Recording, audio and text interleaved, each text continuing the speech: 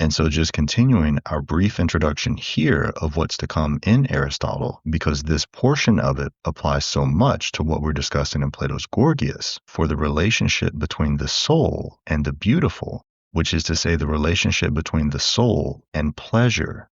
Aristotle has been discussing the decent person and what characterizes his soul that makes him a decent person, namely, that the decent person has the unity of soul such that in the ordering of his soul, the pleasures of pursuing what his mind or his intellect longs for are in control of and have much more power over the mere appetites within his soul. And this is to say that the decent person has a clearer or more thoughtful understanding of the beautiful.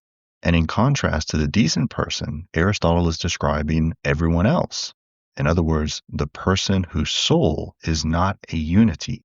And he said that they don't even contain those qualities that make the soul a unity. Aristotle is saying that they, in other words, the characteristics which constitute the unity of soul required for the decent person to properly appreciate the beautiful, they scarcely belong even to base people. For base people differ with themselves and desire some things, but wish for others, as do those who lack self-restraint. Aristotle is now describing the lack of like-mindedness, in other words, the lack of homonoia, oneness of mind, in the person who is not decent.